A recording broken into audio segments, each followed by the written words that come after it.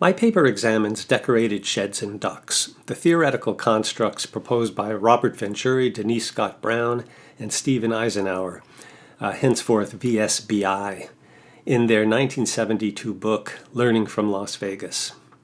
I believe that although their argument, centered on semiotics and signs, is flawed in many ways, some aspects of their theory should be salvaged, in particular, the idea that buildings can be understood as having various degrees of decoration and distortion. Once these distinctions are clarified, designing buildings with minimal distortion, that is, as simple sheds, whether decorated or not, can then be understood as an important strategy for achieving sustainable design goals. My argument is advanced in 3 steps, starting with the question, why do energy-efficient and durable buildings increasingly take the form of decorated sheds? Well, there are 3 factors to consider. First, in terms of energy efficiency, distortion of the building volume, whether characterized by cantilevers, bumps, curves, 3-dimensional articulated patterns, or any number of formal gestures, increases the surface area of enclosure walls, soffits, and roofs compared with compact, shed-like forms that enclose the same floor area. And more surface area is directly correlated with decreased energy efficiency because of increased heat loss or heat gain through the building enclosure. Take, for example, Milstein Hall, the architecture building at Cornell University, designed by OMA, whose cross-section is shown at the top of this slide. Its distorted form gives it twice the exposed surface area as the hypothetical compact building designed with the same volume shown below, making it much less energy efficient and sustainable. Second, in terms of enclosure durability, the proliferation of often complex intersections where disjointed surfaces come together increases the risk of building envelope failure, in part because the building's control layers, air barriers, thermal insulation, water-resistive barriers, and vapor control layers, are more easily compromised. Formal complexity makes the required continuity of control layers much more difficult to achieve, especially in the real world where architects, consultants, and the whole array of contractors and subcontractors are pressured to work quickly and often carelessly in order to profit from their tasks. So these first 2 factors explain why simple sheds are correlated with both energy efficiency and durability. The third factor explains why and how these sheds get to be decorated sheds. Control layers create a radical discontinuity within modern buildings, physically separating the structure and interior spaces from the cladding. This discontinuity was rendered by the Canadian building scientist Ronald Brand with a dramatic red line representing the combined air, vapor, rainwater barrier. Rain screen cladding, separated by a ventilation space from these control layers, becomes independent of the building's structure and interior spaces, and as long as the cladding protects the relatively delicate insulation and other control layers against impact loads and environmental forces, its specific material and aesthetic qualities are inherently open-ended. As such, cladding becomes the natural carrier of decoration. Let me give you 2 examples of how this imperative plays out in modern buildings.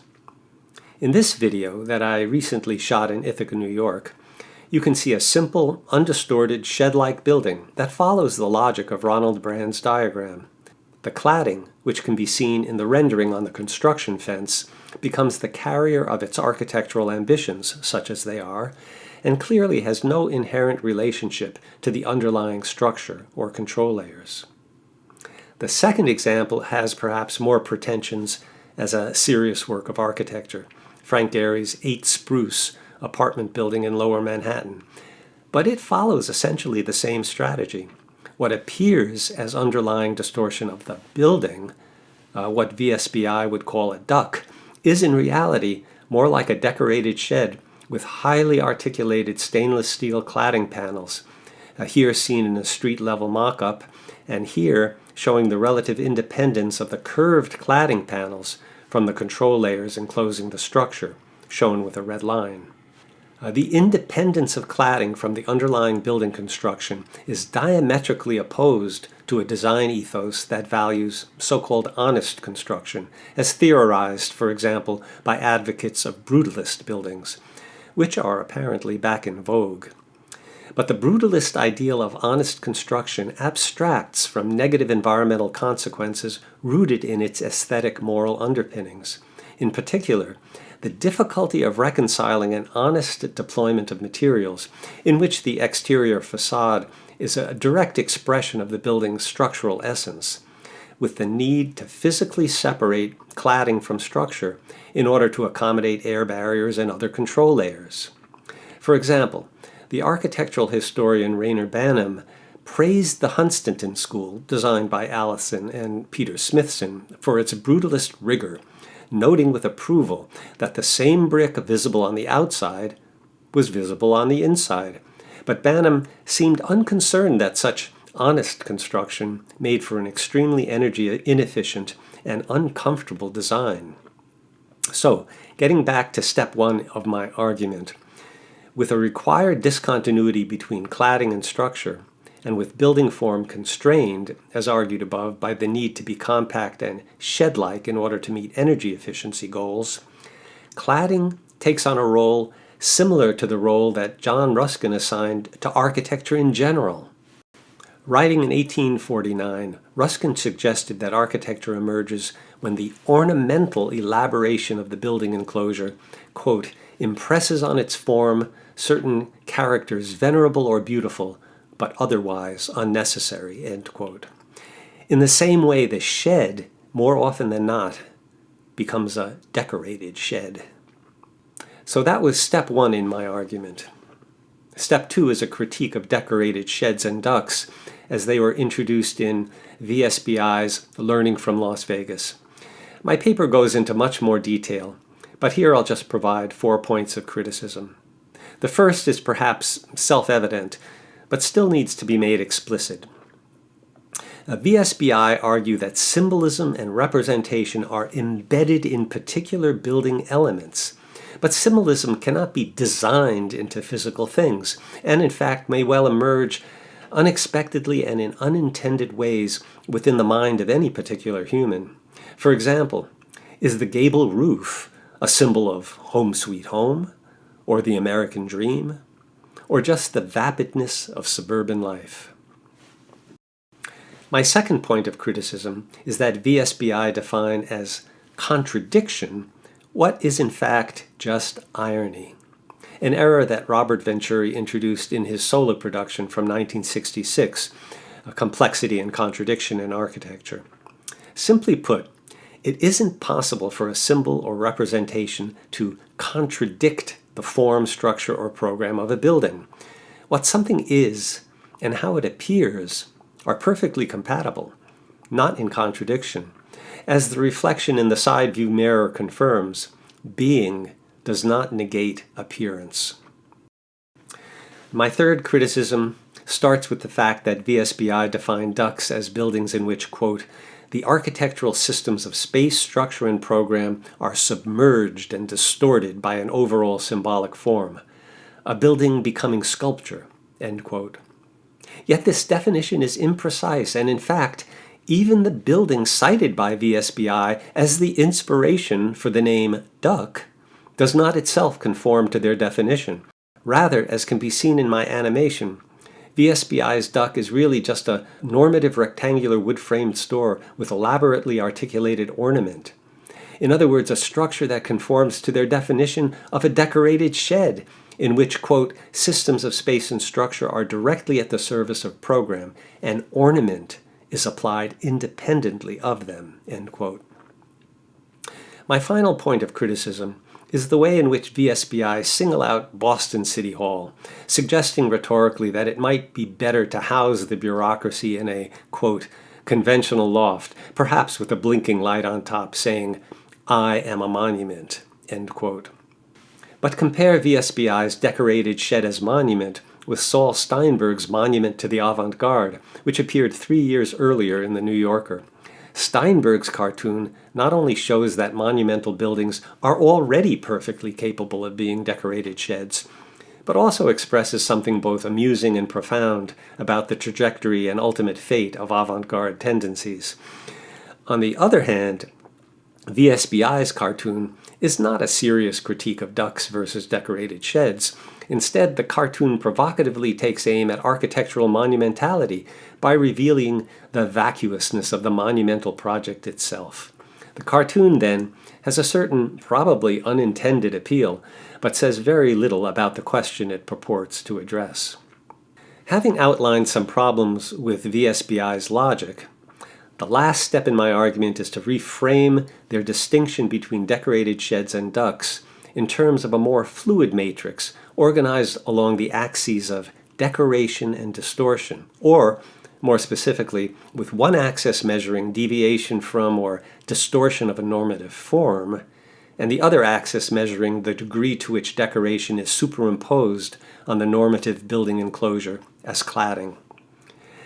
The individual building diagrams populating the matrix are variations on the ideal wall-roof section drawn by Ronald Brand that I showed earlier, keeping his red line for the combined air-vapor-rainwater barrier.